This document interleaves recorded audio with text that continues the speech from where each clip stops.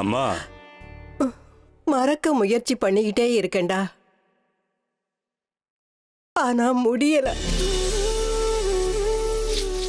லலிதா, அம்மாவுக்கு காஃபி கொண்டு வா. அப்படியே அதுல ஒரு சொட்டு விஷத்தை கலந்து கொடு, மொத்தமா போய் சேர்ந்துடுறேன். பண்டிகை அதுமா ஏம்மா இப்படி எல்லாம் பேசுறீங்க? என்னத்தடா பண்டிகை? இந்த நவராத்திரி வரும்போதெல்லாம் மனசுக்குள்ள ஏதோ ஒரு ஆதங்கம், பயம்டா. நம்மள விட்டுட்டு போன அப்பா தான் திரும்பி வந்துட்டாருல்லம்மா. பிரயோஜனம் இல்லையே. அவர் மனசுல அந்த தெய்வத்துக்கு சேவை பண்ணணும்னு தோணுச்சு, சந்நியாசம் வாங்கணும்னு தோணுச்சு, குருவோட ஆசீர்வாதம் வாங்கணும்னு தோணுச்சு, உன்னத ஸ்தானம் கிடைக்கணும்னு தோணுச்சு. கிளம்பி போயிட்டாரு. அன்னைக்கு நான் வீட்டுல பண்டிகைங்கிற சந்தோஷத்துல அடுப்படியில பாயாசம் பண்ணிக்கிட்டு இருந்தேன். இந்த மனுஷன் எங்கேயாவது போயிருப்பாரு, வீட்டுக்கு நிச்சயமா வருவார்னு காத்துட்டு இருந்தேன். மணி 10 ஆச்சு, 11 ஆச்சு, 12 ஆச்சு, 3 ஆச்சு. போன மனுஷன் ஆளையே காணோம். அப்பதான் கொஞ்சம் கொஞ்சமா பயம் ஆரம்பிச்சது. தெரிஞ்சவங்க வீடு, கோயிலு, குளம் எல்லா இடத்துலயும் தேடி பார்த்தேன். எந்த இடத்துலயுமே இவரை காணோம். கடைசியில மனசுக்குள்ள தேவையில்லாத கற்பனைகள்லாம் வர ஆரம்பிச்சது. இவர் உயிருக்கு ஒருவேளை ஆபத்து ஏற்பட்டிருக்குமோன்னு பயம் வந்துருச்சு. குளத்திலையும் கிணத்துலையும் ஆலமரத்திலையும் எல்லா இடத்துலையும் போய் தேடி பார்த்தேன்.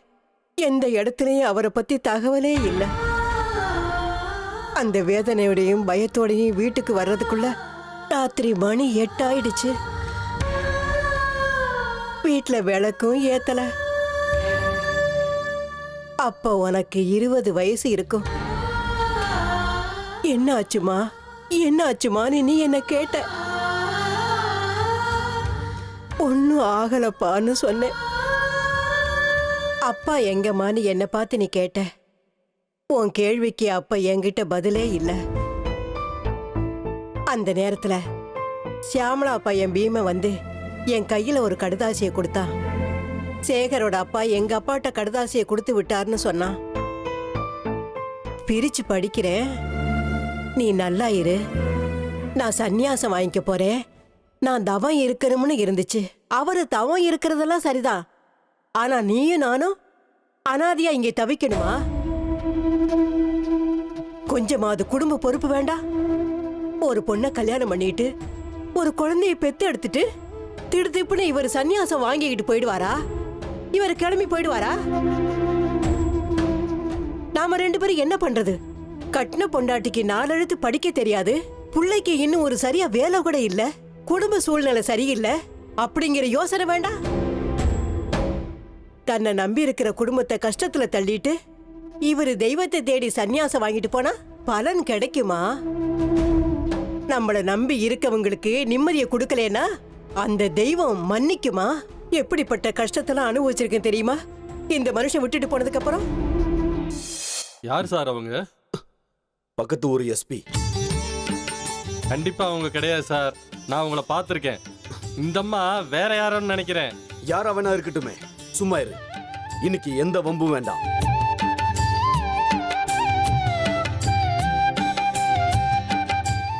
அந்த அம்மாவை பார்க்கும்போது உடம்பெல்லாம் நடுங்குது. வாங்கிருந்து போலாம். சரி சார்.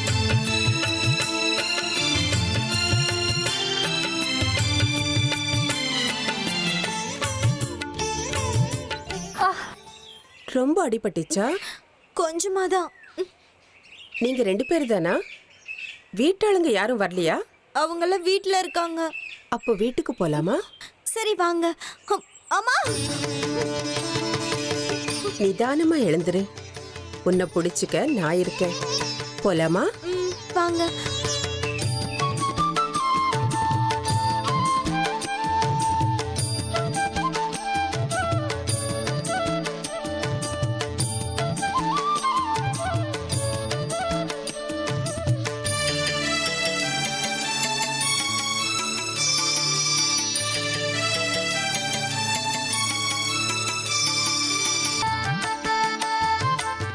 ஏய் மல்லி, என்னடி ஆச்சு?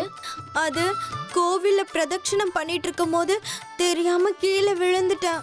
கால் சுளுக்கிடுச்சு. பார்த்து நிதானமா நடந்து போக தெரியாதா உனக்கு? கவனிக்கலம்மா. இவங்க தான் மல்லியை காப்பாத்துனாங்க. இவங்க இல்லனா அவன் மண்டையை உடைச்சிட்டு இருந்திருப்பா. ஏண்டா டேய், எந்நேரமும் அவ கூட தானே சுத்திட்டு இருக்க. கீழே விழாம பத்திரமா பாத்துக்க தெரியாதா அவ உனக்கு? விழும்போது விழ போறேன்னு சொல்லவே இல்லையே. சொல்லியிருந்தா பிடிச்சிருப்பேன். போத நிறுத்து. யாராவது விழ போகும்போது சொல்லிட்டு விழுவாங்களா? விழ போறது தெரிஞ்சிருந்தா அவளே ஜாக்கிரதையா இருந்திருக்க மாட்டாளா? இத பாருங்க, பண்டிகை அதுவுமா மகாலட்சுமி மாதிரி வந்திருக்கீங்க. வாங்க, மஞ்சள் குங்குமம் தாம்பூலம் வாங்கிட்டு போங்க.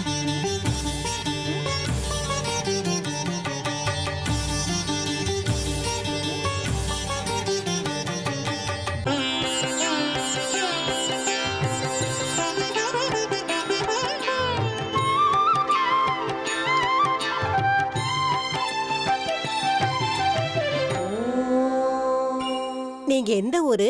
எங்க அப்பா இந்த ஊருக்காரர் தான். பல வருஷங்களுக்கு முன்னாடி இந்த ஊரை விட்டு போனாரு. திரும்ப வரவே இல்லை. நான் மட்டும் அடிக்கடி இந்த ஊருக்கு வந்துட்டு போவேன். ஸ்மராமி தரணீதர ராஜகன்யா ஹஸ்தாப்ஜ சக்ரதரி சங்கபராபயாந்தம் தேவீம் பிரசன்னவதனாம் ஜகதாம் சவித்ரீம்.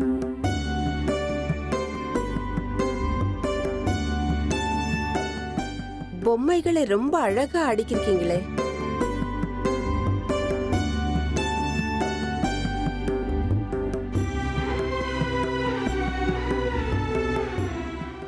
வருஷா வருஷம் இது வாடிக்கைதா? அடுத்த வருஷம் பண்டிகை இன்னும் விசேஷமா இருக்கும். என்ன காரணத்துக்காக? மல்லிக்கு கல்யாணம் ஆயிடுமே. அவ புருஷனோட வருவா. கல்யாணமாகி முதல் வருஷம் நவராத்திரி. அவ இன்னும் குழந்தைங்க. அதுக்குள்ள இவளுக்கு கல்யாணமா? உங்களுக்கு அவ குழந்தைதான். ஆனா இந்த உலகத்துக்கு கல்யாணம் ஆகாத கன்னி. அவ பண்ணிப்பாளோ மாட்டாளோ, நீங்களே முன்னாடி இருந்து பண்ணி வச்சிருவீங்க போல இருக்கு. இல்ல இவ்வளவு உறுதியா சொல்றீங்களே, அதான் கேட்டேன். அவ முக லட்சணம் கல்யாண அறிகுறியே எனக்கு காமிக்குது.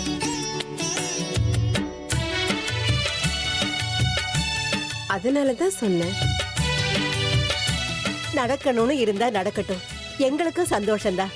சந்தோஷமா நடக்க நீங்களும் அனுமதிக்கணுமே. நான் என்ன பண்ண போறேன்?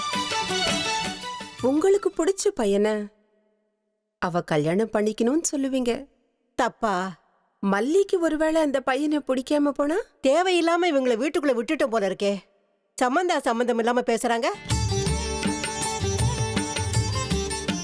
நான் அப்போ கிளம்புறேன். மஞ்சள் குங்குமம் தாம்பூலம் வாங்கிட்டு போக சொன்னீங்க, அதான் உள்ள வந்தேன். இல்லைன்னா நான் வந்த உடனே இங்க இருந்து போயிருப்பேன். வந்த இடத்துல இப்படி எல்லாம் பேசுறது தப்பு இல்லையா? தனக்கு விருப்பம் இருக்கிற விஷயத்தை தான் எல்லாரும் பேசணுங்கிறது மனுஷனுடைய ஆசை.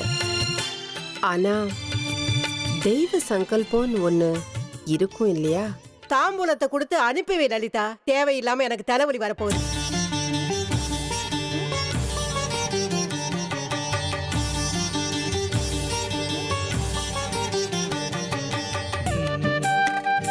தயவு செஞ்சு நீங்க தப்பா எடுத்துக்காதீங்க. அவங்களுக்கு தோணினது அவங்க சொன்னாங்க, தப்பில்லை. வயசானவங்க காலையில இருந்து எதுவும் சாப்பிடல வேற, அதான் கோவமா இருக்காங்க. விருந்தாளி தெய்வத்துக்கு சமமானவங்க. நாம ஆசைப்பட்டா மட்டும் போதுமா? அவ தலையிலேயே எழுதியிருக்கணும்ல, அந்த தாயோட தரிசனம் கிடைக்கிற பாக்கியம். அந்த தாய் எல்லாருக்குமே நிச்சயமா தரிசனம் கொடுப்பா. பாக்குற கண்ணு சரியா இருந்தா போதும்.